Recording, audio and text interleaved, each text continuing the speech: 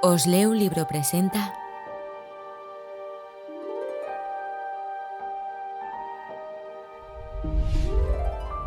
Un curso de milagros. Libro de texto. Capítulo 3. La percepción inocente. 1. Expiación sin sacrificio. Hay otro punto que debe quedar perfectamente claro antes de que pueda desaparecer cualquier residuo de temor que aún esté asociado con los milagros. La crucifixión no estableció la expiación. Fue la resurrección la que lo hizo. Son muchos los cristianos sinceros que no han entendido esto correctamente. Nadie que esté libre de la creencia en la escasez podría cometer tal equivocación. Si se examina la crucifixión desde un punto de vista invertido, parece como si Dios hubiese permitido e incluso fomentado el que uno de sus hijos sufriese por ser bueno. Esta desafortunada interpretación, que surgió como resultado de la proyección, ha llevado a muchas personas a vivir sumamente atemorizadas de Dios. Tales conceptos antirreligiosos se infiltran en muchas religiones. El auténtico cristiano, sin embargo, debería hacer una pausa y preguntarse: ¿cómo iba a ser posible esto? ¿Cómo iba a ser posible que Dios mismo fuese capaz de albergar el tipo de pensamiento que sus propias palabras han señalado claramente que es indigno de su Hijo? La mejor defensa, como de costumbre, consiste en no atacar la posición de otro, sino más bien en proteger la verdad. No es muestra de gran sensatez aceptar un concepto si, para justificarlo, tienes que invertir todo un marco de referencia. Este procedimiento es doloroso en sus aplicaciones menores y verdaderamente trágico en una escala mayor. Con frecuencia, la persecución termina siendo un intento de justificar la terrible y errónea percepción de que Dios mismo persiguió a su propio Hijo en nombre de la salvación. Ni siquiera las mismas palabras tienen sentido. Superar esto ha sido sumamente difícil, pues si bien este error no es más difícil de corregir que cualquier otro, son muchos los que no han estado dispuestos a abandonarlo en vista a su eminente valor como defensa. Un ejemplo menos dramático es el del padre que dice: «Esto me duele a mí más que a ti», y se siente exonerado al darle una paliza a su hijo. ¿Crees que nuestro Padre piensa realmente así? Es tan esencial eliminar cualquier pensamiento de este tipo que debemos asegurarnos de que nada semejante permanezca en tu mente. Yo no fui castigado porque tú fueses malo. La lección completamente benévola que la expiación enseña se echa a perder si se mancilla con cualquiera de las formas en que esta clase de distorsión se manifiesta. La afirmación «Mía es la venganza, dice el Señor», es una percepción falsa mediante la cual uno le atribuye a Dios su propio pasado malvado. Ese pasado malvado no tiene nada que ver con Dios. Él no lo creó, ni tampoco lo sustenta. Dios no cree en el castigo. Su mente no crea de esa manera.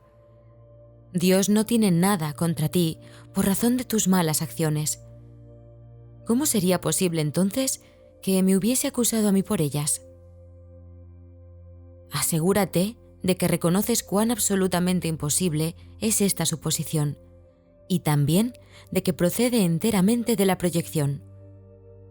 Este tipo de error es responsable de una multitud de errores similares, incluyendo la creencia de que Dios rechazó a Adán y lo expulsó del jardín del Edén. Quizá por eso pienses a veces que no te estoy guiando bien. He tomado las máximas precauciones para usar palabras que sean casi imposibles de distorsionar, pero siempre es posible tergiversar los símbolos si así se desea. El sacrificio es una noción que Dios desconoce por completo. Procede únicamente del miedo, y los que tienen miedo pueden ser crueles. Cualquier forma de sacrificio es una violación de mi exhortación de que debes ser misericordioso al igual como nuestro Padre en el cielo lo es. A muchos cristianos les ha resultado difícil darse cuenta de que esto les atañe a ellos. Los buenos maestros nunca aterrorizan a sus estudiantes. Aterrorizar es atacar, y como resultado de ello se produce un rechazo de lo que el maestro ofrece, malográndose así el aprendizaje. Se me ha llamado correctamente el Cordero de Dios que quita los pecados del mundo. Mas quienes representan al Cordero manchado de sangre no entienden el significado del símbolo. Si se entiende correctamente, es un símbolo muy simple que habla de mi inocencia. El león y el cordero tendidos el uno junto al otro simbolizan que la fuerza y la inocencia no están en conflicto, sino que viven naturalmente en paz. Bienaventurados los puros de corazón, porque ellos verán a Dios, es otra forma de decir lo mismo. Una mente pura conoce la verdad, y en eso radica su fuerza. No confunde la destrucción con la inocencia, porque asocia la inocencia con la fuerza, y no con la debilidad. La inocencia es incapaz de sacrificar nada, porque la mente inocente dispone de todo y solo se esfuerza por proteger su plenitud. No puede proyectar, tan solo puede honrar a otras mentes, porque honrar a otros es el saludo natural de los verdaderamente amados hacia los que son como ellos. El Cordero quita los pecados del mundo en el sentido de que el estado de inocencia o gracia es uno en que el significado de la expiación es perfectamente obvio. La expiación carece por completo de ambigüedad. Es perfectamente inequívoca porque existe en la luz. Únicamente los intentos de ocultarla en las tinieblas han hecho que sea inaccesible para aquellos que eligen no ver. La expiación de por sí solo irradia verdad. Es, por lo tanto, el epítome de la mansedumbre y derrama únicamente bendiciones. No podría hacer eso si procediese de cualquier otra fuente que no fuese la perfecta inocencia. La inocencia es sabiduría, porque no tiene conciencia del mal, y el mal no existe. No obstante, es perfectamente consciente de todo lo que es verdad. La resurrección demostró que nada puede destruir a la verdad. El bien puede resistir cualquier clase de mal, al igual que la luz disipa cualquier clase de oscuridad. La expiación es, por lo tanto, la lección perfecta. Es la demostración concluyente de que todas las demás lecciones que enseñé son ciertas. Si puedes aceptar esta generalización ahora, no tendrás necesidad de aprender muchas otras lecciones de menor importancia. Basta con que creas esto para que te liberes de todos tus errores. La inocencia de Dios es el verdadero estado mental de su Hijo. En ese estado, tu mente conoce a Dios, pues Dios no es algo simbólico. Dios es un hecho. Cuando conoces a su Hijo tal como es, te das cuenta de que la expiación, y no el sacrificio, es la única ofrenda apropiada para el altar de Dios, en el que solo la perfección tiene cabida. El entendimiento de los inocentes es la verdad. Por eso es por lo que sus altares son verdaderamente radiantes. 2. Los milagros y la percepción verdadera. He afirmado que los conceptos básicos a los que este curso hace referencia no admiten grados. Algunos conceptos fundamentales no pueden entenderse en función de sus opuestos. Es imposible concebir la luz y la oscuridad, o todo y nada, como posibilidades compatibles. Estos conceptos son o completamente verdaderos o completamente falsos. Es esencial que te des cuenta de que tu pensamiento seguirá siendo errático hasta que te comprometas firmemente con la luz o con la oscuridad. No obstante, un compromiso firme con la oscuridad o con la nada es imposible. No hay nadie que haya vivido que no haya experimentado alguna luz o alguna cosa. Nadie es capaz, pues, de negar completamente la verdad, aunque piense que puede. La inocencia no es un atributo parcial. No es real hasta que es total. Los que son parcialmente inocentes a veces tienden a actuar neciamente. Su inocencia no pasa a ser sabiduría hasta que no se convierte en un punto de vista de aplicación universal. La percepción verdadera o percepción inocente significa que nunca percibes falsamente y que siempre ves correctamente. Dicho de una manera más llana, significa que nunca ves lo que no existe y siempre ves lo que sí existe. Cuando no tienes confianza en lo que alguien va a hacer, estás dando testimonio de tu creencia de que esa persona no está en su mente recta. Difícilmente puede ser ese un marco de referencia basado en el milagro. Esa falta de confianza produce asimismo el efecto desastroso de negar el poder del milagro. El milagro percibe todo tal como es. Si lo único que existe es la verdad, lo único que la mentalidad recta puede ver es perfección. He dicho que solo lo que Dios crea o lo que tú creas con la misma voluntad existe realmente. Eso es, pues, lo único que los inocentes pueden ver. Los inocentes no adolecen de una percepción distorsionada. Tienes miedo de la voluntad de Dios, porque has usado tu mente, que Él creó a semejanza de la suya propia, para crear falsamente. La mente solo puede crear falsamente cuando cree que no es libre. Una mente aprisionada no es libre, porque está poseída o refrenada por sí misma. Está, por lo tanto, limitada, y la voluntad no es libre de afirmarse a sí misma. Ser uno es ser de una misma mente o voluntad. Cuando la voluntad de la filiación y la del Padre son una, la perfecta armonía entre ellas es el cielo. Nada puede prevalecer contra un hijo de Dios que encomienda su espíritu en las manos de su Padre.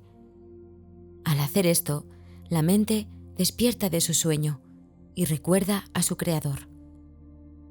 Toda sensación de separación desaparece. El Hijo de Dios es parte de la Santísima Trinidad, pero la Trinidad en sí es una sola entidad. No hay confusión entre sus niveles, porque estos son de una sola mente y de una sola voluntad. Este propósito único crea perfecta integración y establece la paz de Dios. Pero esta visión solo la pueden percibir los verdaderamente inocentes, quienes, al ser puros de corazón, defienden la verdadera percepción en vez de defenderse de ella. Puesto que entienden la lección de la expiación, no tienen el deseo de atacar y, por lo tanto, pueden ver correctamente. Esto es lo que la Biblia quiere decir con: cuando Él aparezca, o sea percibido, seremos como Él, pues lo veremos tal como Él es. La manera de corregir las distorsiones es dejando de tener fe en ellas y depositándola únicamente en lo que es verdad. No puedes hacer que lo que no es verdad lo sea. Si estás dispuesto a aceptar aquello que es verdad en todo lo que percibes, dejas que sea verdad para ti. La verdad supera todo error, y aquellos que viven inmersos en el error y en la vacuidad jamás pueden encontrar consuelo duradero. Cuando percibes correctamente, cancelas tus percepciones falsas y las de los demás simultáneamente. Puesto que los ves tal como son, les ofreces tu aceptación de su verdad para que ellos puedan aceptarla en sí mismos. Esta es la curación que el milagro produce. 3. Percepción y conocimiento. Hemos estado haciendo hincapié en la percepción y apenas hemos hablado del conocimiento. Esto ha sido así porque la percepción tiene que ser corregida antes de que puedas llegar a saber nada. Saber es tener certeza. La incertidumbre significa que no sabes. El conocimiento es poder, porque goza de certeza, y la certeza es fuerza. La percepción es temporal. Al ser un atributo de la creencia en el espacio y en el tiempo, es susceptible de producir miedo o amor. Las percepciones falsas producen miedo y las verdaderas fomentan el amor, mas ninguna de ellas brinda certeza, porque toda percepción está sujeta a cambios. Por eso es por lo que la percepción no es conocimiento. La verdadera percepción es la base del conocimiento, pero gozar de conocimiento es la afirmación de la verdad, y esto se encuentra allende cualquier percepción. Todas tus dificultades proceden del hecho de que no te reconoces a ti mismo, ni reconoces a tu hermano, ni reconoces a Dios. Reconocer significa conocer de nuevo, implicando que antes gozabas de conocimiento. Puedes ver de muchas maneras debido a que la percepción entraña interpretación, y eso quiere decir que no es íntegra ni consistente. El milagro, al ser una manera de percibir, no es conocimiento. Es la respuesta correcta a una pregunta, mas cuando sabes, no preguntas. El primer paso en el proceso de deshacer lo ilusorio es cuestionarlo. El milagro, la respuesta correcta, lo corrige. Dado que las percepciones cambian, su dependencia del tiempo es obvia. La forma en que percibes en cualquier momento dado determina tu comportamiento, y las acciones solo pueden ocurrir en el tiempo. El conocimiento es intemporal, porque la certeza es algo incuestionable. Cuando dejas de hacer preguntas, es que ya has alcanzado el conocimiento. La mente que cuestiona se percibe a sí misma en el tiempo y, por lo tanto, busca respuestas para el futuro. La mente no receptiva, por el contrario, cree que el futuro va a ser igual que el presente. Eso da lugar a un estado de aparente estabilidad que es normalmente un intento de contrarrestar el miedo subyacente de que el futuro va a ser peor que el presente.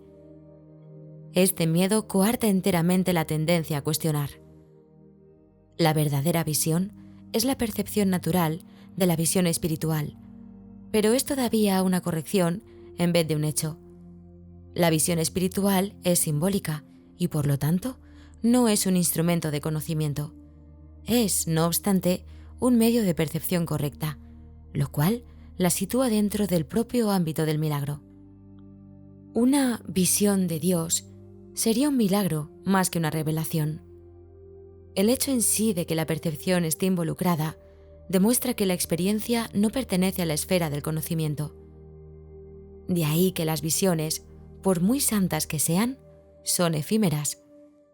La Biblia te exhorta a que te conozcas a ti mismo, o lo que es lo mismo, a que tengas certeza. La certeza es siempre algo propio de Dios. Cuando amas a alguien, lo has percibido tal como es, y esto te permite conocerlo. Hasta que primero no lo percibas tal como es, no lo podrás conocer. Mientras sigas cuestionando lo que Él es, estarás implicando claramente que no conoces a Dios. La certeza no requiere acción. Cuando dices que estás actuando basándote en tu conocimiento, estás confundiendo el conocimiento con la percepción. El conocimiento provee la fuerza para el pensamiento creativo, no para la acción recta. La percepción, el milagro y la acción están estrechamente vinculados. El conocimiento es el resultado de la revelación y genera solo pensamiento. La percepción, aun en su forma más espiritualizada, incluye al cuerpo. El conocimiento procede del altar interno y es intemporal porque goza de certeza. No es lo mismo percibir la verdad que conocerla. Una percepción correcta es necesaria antes de que Dios pueda comunicarse directamente con sus altares, los cuales Él estableció en sus hijos. En dichos altares es donde Él puede comunicar su certeza, y su conocimiento inevitablemente brindará paz. Dios no es un extraño para sus hijos, ni sus hijos son extraños entre sí. El conocimiento precedió tanto a la percepción como al tiempo, y finalmente los reemplazará. Ese es el verdadero significado de el alfa y la omega, el principio y el fin, y de antes de que Abraham naciese, era yo. La percepción puede y debe ser estabilizada, pero el conocimiento ya es estable.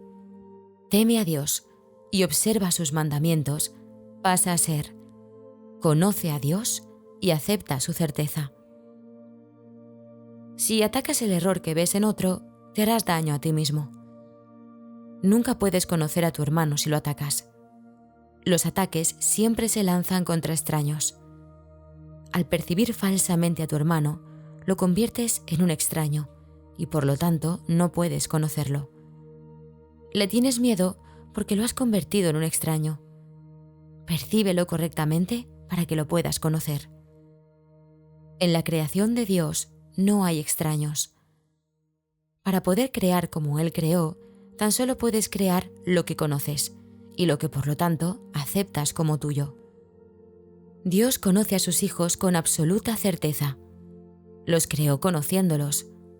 Los reconoce perfectamente. Cuando ellos no se reconocen entre sí, no lo reconocen a Él. 4. El error y el ego. Las capacidades que ahora posees no son sino sombras de tu verdadera fuerza. Todas las funciones que ahora tienes están divididas y son susceptibles de ser cuestionadas y puestas en duda. Esto se debe a que no tienes certeza acerca de cómo vas a usarlas y, por consiguiente, el conocimiento queda vedado para ti. Y este te está a sí mismo vedado porque todavía percibes sin amor. Antes de que la separación introdujese las nociones de grados, aspectos e intervalos, la percepción no existía. El espíritu no tiene niveles y todo conflicto surge como consecuencia del concepto de niveles. Solo los niveles de la Trinidad gozan de unidad. Los niveles creados por la separación no pueden sino estar en conflicto. Ello se debe a que ninguno de ellos significa nada para los demás. La conciencia, el nivel de la percepción, fue la primera división que se introdujo en la mente después de la separación, convirtiendo a la mente de esta manera en un instrumento perceptor en vez de un instrumento creador. La conciencia ha sido correctamente identificada como perteneciente al ámbito del ego. El ego es un intento erróneo de la mente de percibirte tal como deseas ser, en vez de como realmente eres. Sin embargo, solo te puedes conocer a ti mismo como realmente eres, ya que de eso es de lo único que puedes estar seguro. Todo lo demás es cuestionable. El ego es el aspecto inquisitivo del ser que surgió después de la separación, el cual fue fabricado en vez de creado. Es capaz de hacer preguntas, pero no de percibir respuestas significativas, ya que éstas entrañan conocimiento y no se pueden percibir. La mente está, por consiguiente, confusa, porque solo la mentalidad uno está exenta de confusión. Una mente separada o dividida no puede sino estar confundida. Tiene necesariamente que sentirse incierta acerca de lo que es, y no puede sino estar en conflicto, puesto que está en desacuerdo consigo misma. Esto hace que sus aspectos sean extraños entre sí, y esta es la esencia de la condición propensa al miedo, en la que el ataque siempre tiene cabida. Tal como te percibes, tienes todas las razones del mundo para sentirte atemorizado. De ahí que no te puedas librar del miedo hasta que no te des cuenta no solo de que no te creaste a ti mismo, sino de que tampoco habrías podido hacerlo. Nunca podrás hacer que tus percepciones falsas sean verdaderas, y tu creación no se ve afectada en modo alguno por tu error. Por eso es por lo que en última instancia tienes que optar por subsanar la separación. No se debe confundir a la mente que goza de conocimiento con la mentalidad recta, ya que solo esta última está vinculada a la percepción verdadera. Puedes tener una mentalidad recta o una mentalidad errada, y aun esto es cuestión de grados, lo cual demuestra claramente que ninguna de ellas tiene nada que ver con el conocimiento. El término mentalidad recta se debe entender como aquello que corrige la mentalidad errada, y se refiere al estado mental que induce a una percepción fidedigna. Es un estado de mentalidad milagrosa, porque sana la percepción errónea, lo cual es ciertamente un milagro en vista de cómo te percibes a ti mismo. La percepción siempre entraña algún uso inadecuado de la mente, puesto que la lleva a áreas de incertidumbre. La mente es muy activa. Cuando elige estar separada, elige percibir. Hasta ese momento, su voluntad es únicamente gozar de conocimiento. Una vez que ha elegido percibir, no puede sino elegir ambiguamente, y la única forma de escaparse de la ambigüedad es mediante una percepción clara. La mente retorna a su verdadera función únicamente cuando su voluntad es gozar de conocimiento. Esto la pone al servicio del espíritu, donde la percepción cambia. La mente elige dividirse a sí misma cuando elige inventar sus propios niveles. Pero no puede separarse completamente del espíritu, ya que éste es de donde deriva todo su poder para fabricar o para crear. Aun en la creación falsa, la mente está afirmando su origen, pues de otro modo simplemente dejaría de existir. Esto último, no obstante, es imposible, ya que la mente le pertenece al espíritu que Dios creó y que por lo tanto es eterno. La capacidad de percibir hizo que el cuerpo fuese posible, ya que tienes que percibir algo y percibirlo con algo. Pero eso es por lo que la percepción siempre entraña un intercambio o interpretación que el conocimiento no requiere.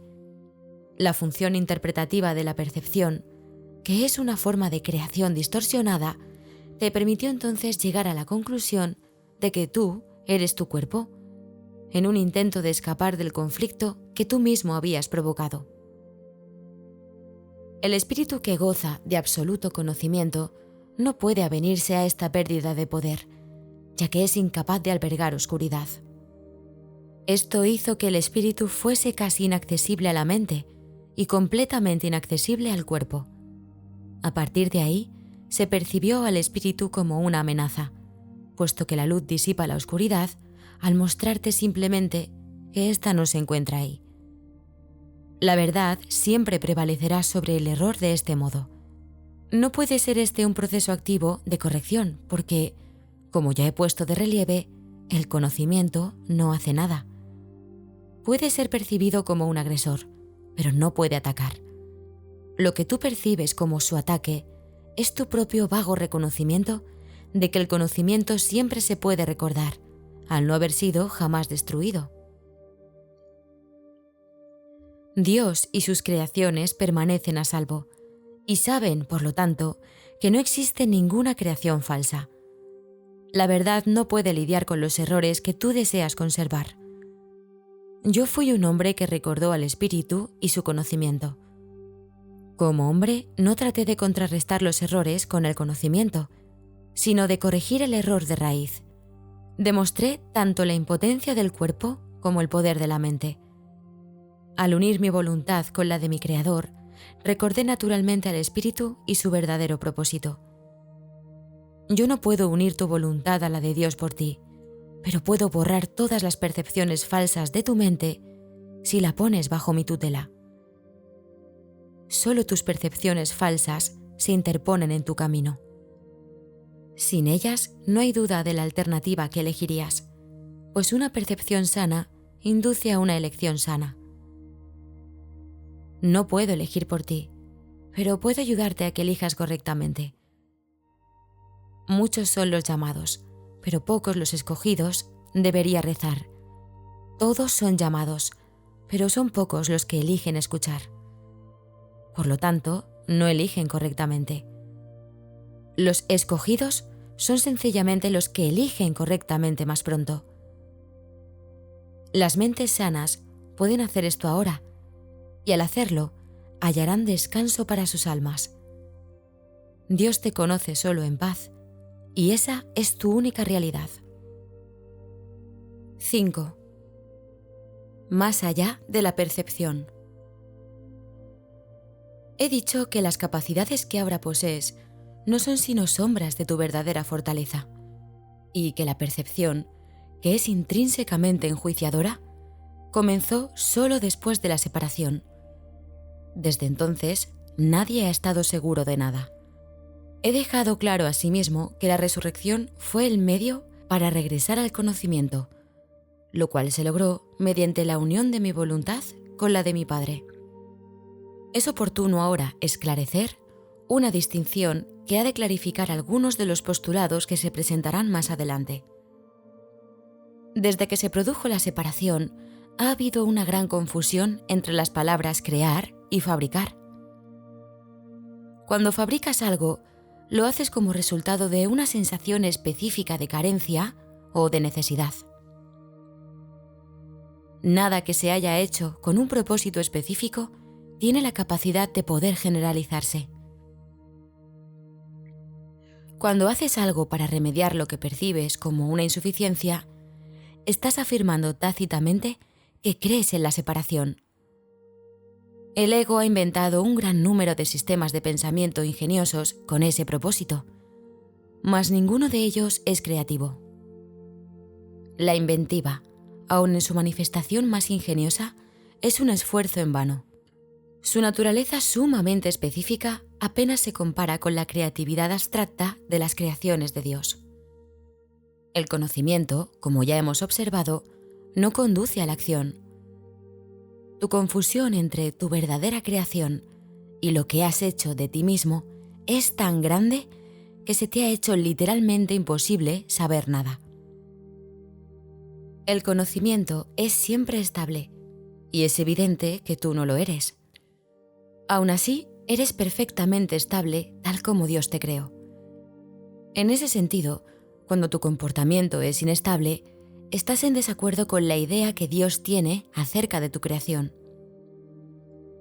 Puedes hacer esto si así lo eliges, mas no querrías hacerlo si estuvieses en tu mente recta. La pregunta fundamental que continuamente te haces, no puedes propiamente dirigírtela a ti mismo. Continúas preguntándote qué es lo que eres, lo cual implica no solo que sabes la respuesta, sino que es a ti a quien le corresponde proveerla. No obstante, es imposible que puedas percibirte a ti mismo correctamente. No tienes una imagen que puedas percibir. La palabra imagen está siempre vinculada a la percepción y no forma parte del conocimiento.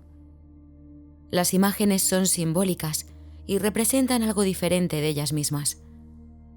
La idea de cambiar tu imagen reconoce el poder de la percepción, pero implica también que no hay nada estable en ti que se pueda conocer. El conocimiento no está sujeto a interpretaciones.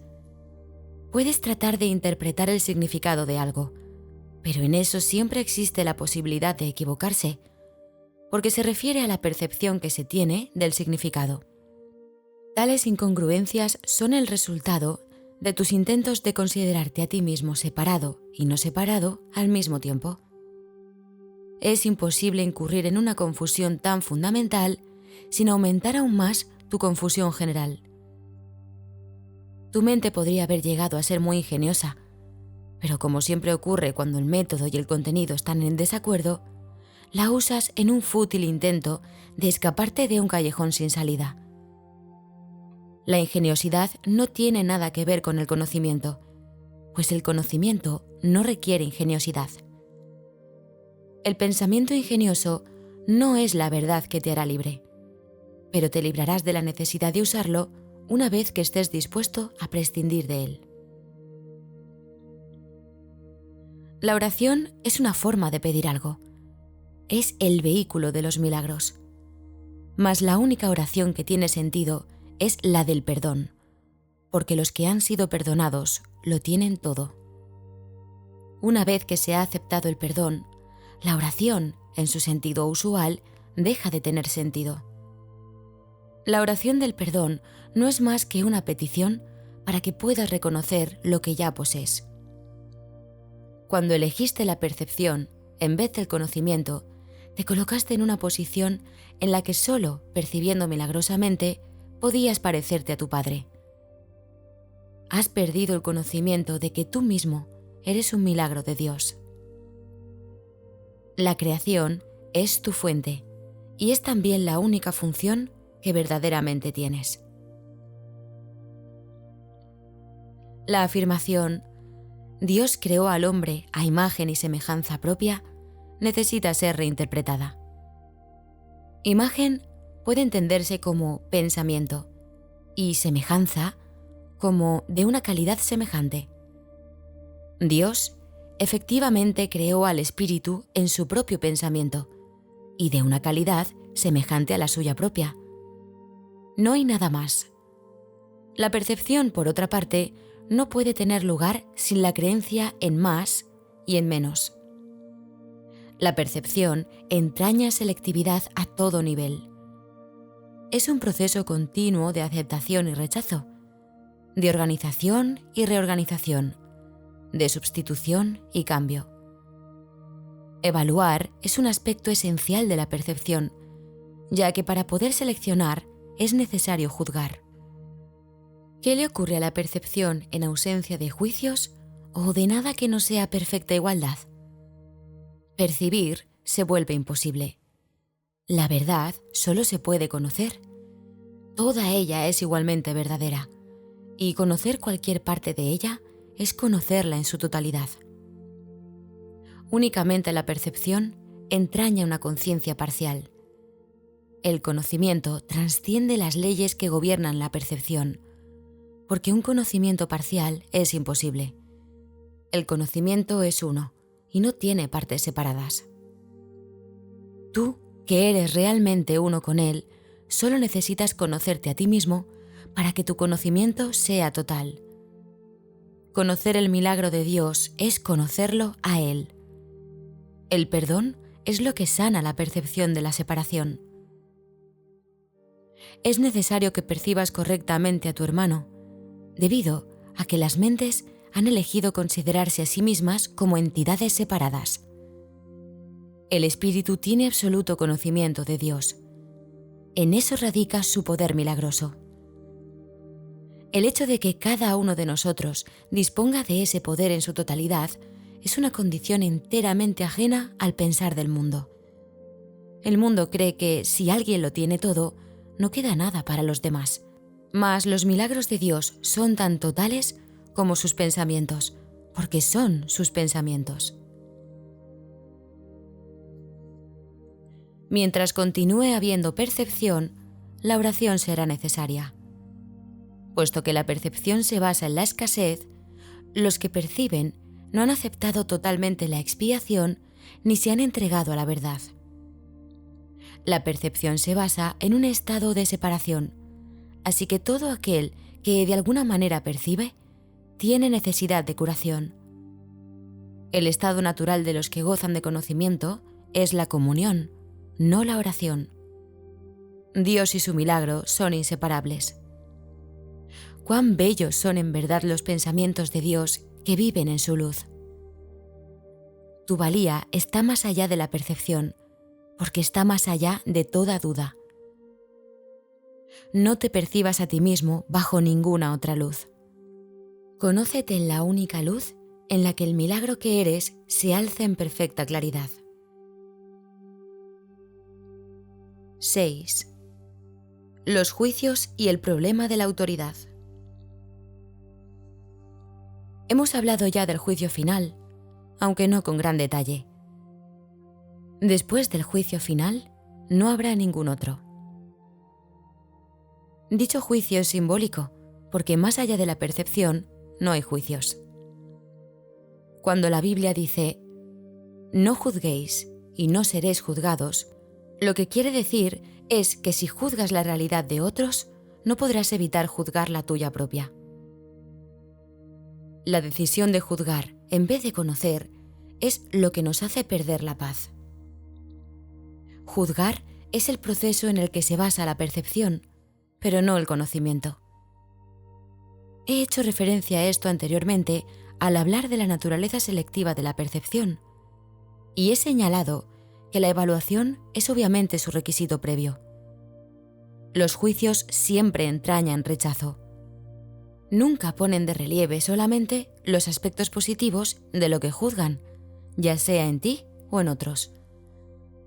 Lo que se ha percibido y se ha rechazado, o lo que se ha juzgado y se ha determinado que es imperfecto, permanece en tu mente porque ha sido percibido. Una de las ilusiones de las que adoleces es la creencia de que los juicios que emites no tienen ningún efecto. Esto no puede ser verdad, a menos que también creas que aquello contra lo que has juzgado no existe. Obviamente no crees esto, pues de lo contrario no lo habrías juzgado. En última instancia, no importa si tus juicios son acertados o no, pues en cualquier caso estás depositando tu fe en lo irreal. Esto es inevitable, independientemente del tipo de juicio de que se trate, ya que juzgar implica que abrigas la creencia de que la realidad está a tu disposición para que puedas seleccionar de ella lo que mejor te parezca. No tienes idea del tremendo alivio y de la profunda paz que resultan de estar con tus hermanos o contigo mismo sin emitir juicios de ninguna clase. Cuando reconozcas lo que eres y lo que tus hermanos son, te darás cuenta de que juzgarlos de cualquier forma que sea no tiene sentido. De hecho, pierdes el significado de lo que ellos son precisamente porque los juzgas. Toda incertidumbre procede de la creencia de que es imprescindible juzgar. No tienes que juzgar para organizar tu vida, y definitivamente no tienes que hacerlo para organizarte a ti mismo.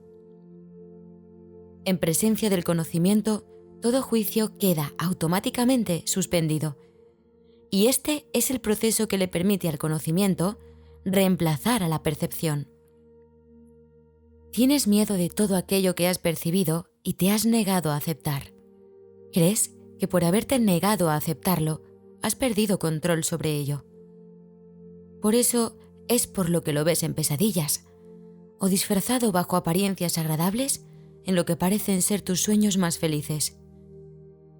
Nada que te hayas negado a aceptar puede ser llevado a la conciencia. De por sí no es peligroso, pero tú has hecho que a ti te parezca que lo es. Cuando te sientes cansado, es porque te has juzgado a ti mismo como capaz de estar cansado. Cuando te ríes de alguien, es porque has juzgado a esa persona como alguien que no vale nada. Cuando te ríes de ti mismo, no puedes por menos que reírte de los demás, aunque solo sea porque no puedes tolerar la idea de ser menos que ellos. Todo esto hace que te sientas cansado, ya que es algo básicamente descorazonador. No eres realmente capaz de estar cansado, pero eres muy capaz de agotarte a ti mismo. La fatiga que produce el juzgar continuamente es algo realmente intolerable. Es curioso que una habilidad tan debilitante goce de tanta popularidad. No obstante, si deseas ser el autor de la realidad, te empeñarás en aferrarte a los juicios. También les tendrás miedo y creerás que algún día serán usados contra ti. Sin embargo, esta creencia solo puede existir en la medida en que creas en la eficacia de los juicios como un arma para defender tu propia autoridad. Dios ofrece únicamente misericordia. Tus palabras deben reflejar solo misericordia, porque eso es lo que has recibido, y eso es lo que deberías dar. La justicia es un expediente temporal, o un intento de enseñarte el significado de la misericordia. Es juzgadora únicamente porque tú eres capaz de cometer injusticias. He hablado de distintos síntomas y a ese nivel, la variedad de los mismos es casi infinita. Todos ellos tienen, no obstante, una sola causa: el problema de la autoridad. Esta es la raíz de todo mal. Cada síntoma que el ego inventa es una contradicción, debido a que la mente está dividida entre el ego y el Espíritu Santo, de tal modo que cualquier cosa que el ego haga es parcial y contradictoria. Esta posición insostenible es el resultado del problema de la autoridad, que al aceptar como premisa el único pensamiento inconcebible, solo puede producir ideas que a su vez son inconcebibles. El problema de la autoridad es en realidad una cuestión de autoría. Cuando tienes un problema de autoridad, es siempre porque crees ser tu propio autor y proyectas ese engaño sobre los demás. Percibes entonces la situación como una en que los demás están literalmente luchando contigo para arrebatarte tu autoría. Este es el error fundamental de todos aquellos que creen haber usurpado el poder de Dios. Esta creencia le resulta aterradora, pero a Dios ni siquiera le inquieta.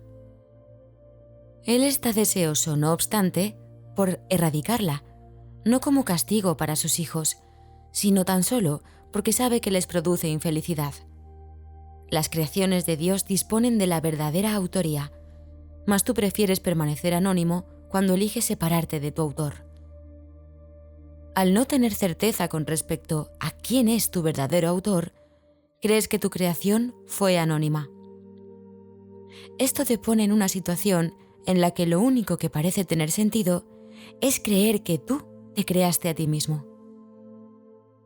La disputa acerca de quién es tu autor ha dejado a tu mente en tal estado de incertidumbre que ésta puede incluso llegar a dudar de que tú realmente existas.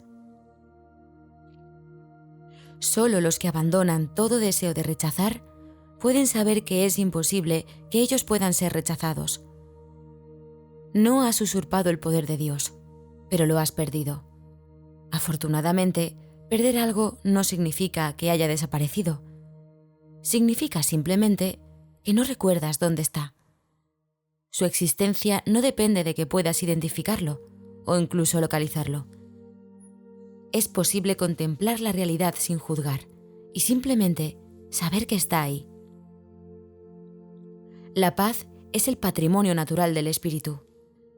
Todo el mundo es libre de rechazar su herencia, pero no de establecer lo que ésta es. El problema que todos tienen que resolver es la cuestión fundamental de la autoría.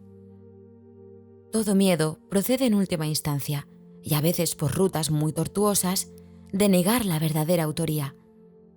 La ofensa no es nunca contra Dios, sino contra aquellos que lo niegan. Negar su autoría es negarte a ti mismo la razón de tu paz, de modo que solo te puedes ver a ti mismo fragmentado. Esta extraña percepción es el problema de la autoridad. No hay nadie que de una manera u otra no se sienta aprisionado. Si ese es el resultado de su libre albedrío, tiene, por ende, que considerar que su voluntad no es libre, o de lo contrario, el razonamiento circular de esta premisa sería evidente. El libre albedrío no puede sino conducir a la libertad. Los juicios siempre aprisionan, ya que fragmentan la realidad con las inestables balanzas del deseo. Los deseos no son hechos. Desear implica que ejercer la voluntad no es suficiente.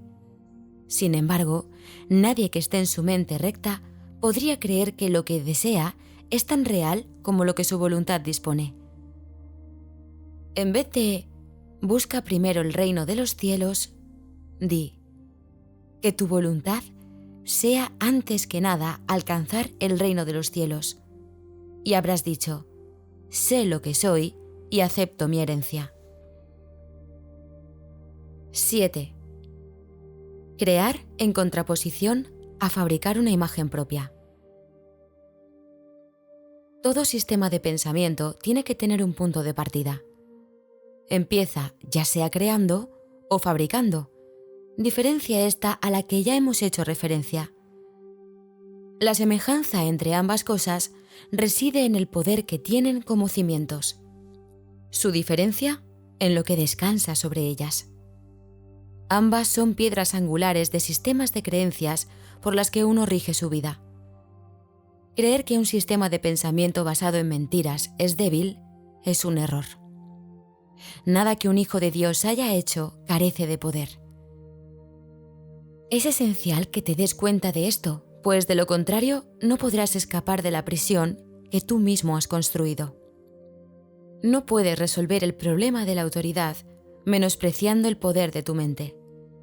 Hacer esto es engañarte a ti mismo, y ello te hará daño, porque realmente comprendes el poder de la mente. Comprendes también que no puedes debilitarla, de la misma manera en que tampoco puedes debilitar a Dios.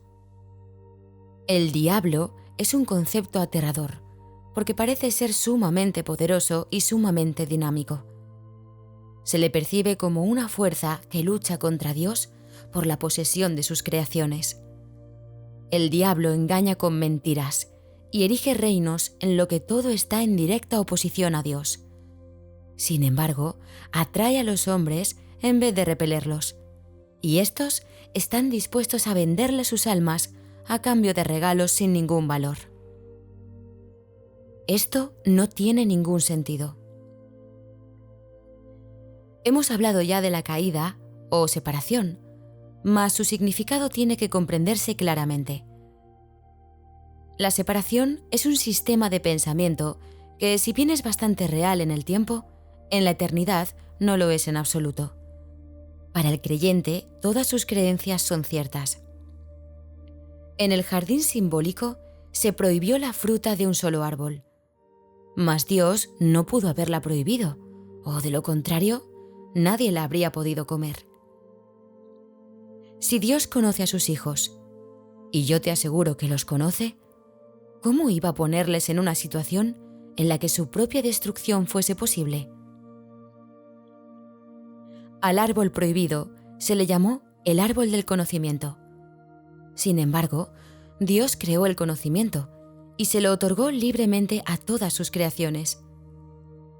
Este simbolismo se ha interpretado de muchas maneras, pero puedes estar seguro de que cualquier interpretación que conciba a Dios o a sus creaciones como capaces de destruir su propio propósito es errónea. Comer de la fruta del árbol del conocimiento es una expresión que simboliza la usurpación de la capacidad de autocrearse. Solamente en este sentido, no son Dios y sus creaciones co-creadores. La creencia de que lo son está implícita en el autoconcepto, o sea, la tendencia del ser a forjar una imagen de sí mismo. Las imágenes solo se pueden percibir, no conocer. El conocimiento no puede engañar, pero la percepción sí. Puedes percibirte como tu propio creador, pero lo que a lo sumo puedes hacer es creerlo. No puedes hacer que sea verdad. Y como dije anteriormente, cuando por fin percibas correctamente, no podrás sino alegrarte de que así sea. Hasta entonces, empero, la creencia de que sí puedes es la piedra angular de tu sistema de pensamiento, y utilizas todas tus defensas para atacar las ideas que podrían ponerla al descubierto. Todavía crees que eres una imagen que tú mismo fabricaste. Tu mente está en desacuerdo con el Espíritu Santo en este punto, y no hay posibilidad de resolver esto mientras te empeñes en creer lo que es literalmente inconcebible. Esta es la razón de que no puedas crear y de que tengas miedo de todo lo que fabricas. La mente puede hacer que la creencia en la separación sea muy real y aterradora, y esta creencia es lo que es el diablo. Es una idea poderosa, dinámica y destructiva, que está en clara oposición a Dios, debido a que literalmente niega su paternidad. Examina tu vida y observa lo que el diablo ha hecho, pero date cuenta de que eso que ha hecho se desvanecerá completamente a la luz de la verdad, ya que su cimiento es una mentira. El hecho de que Dios te haya creado constituye el único cimiento que no puede ser debilitado, ya que la luz se encuentra en él. Tu punto de partida es la verdad, y tienes que retornar a tu origen. Mucho se ha visto desde entonces, pero en realidad no ha ocurrido nada. Tu ser no ha dejado de estar en paz, a pesar de que tu mente está en conflicto. Todavía no has retornado lo suficiente, y de ahí que tengas tanto miedo.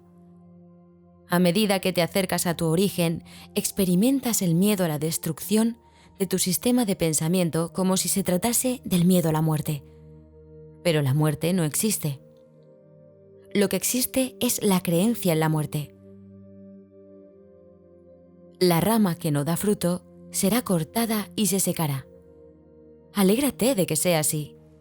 La luz brillará desde la verdadera fuente de la vida, y tu forma de pensar quedará corregida. No puede ser de otra manera. Tú que tienes miedo de la salvación, estás eligiendo la muerte. Vida y muerte, luz y oscuridad, conocimiento y percepción son conceptos irreconciliables. Creer que se pueden reconciliar es creer que Dios y su Hijo no pueden reconciliarse. Solo la unicidad del conocimiento está libre de conflicto. Tu reino no es de este mundo, porque te fue dado desde más allá de él. La idea de un problema de autoridad tiene sentido únicamente en este mundo. Al mundo no se le abandona mediante la muerte, sino mediante la verdad. Y la verdad solo la pueden conocer aquellos para quienes el reino fue creado y por quienes espera.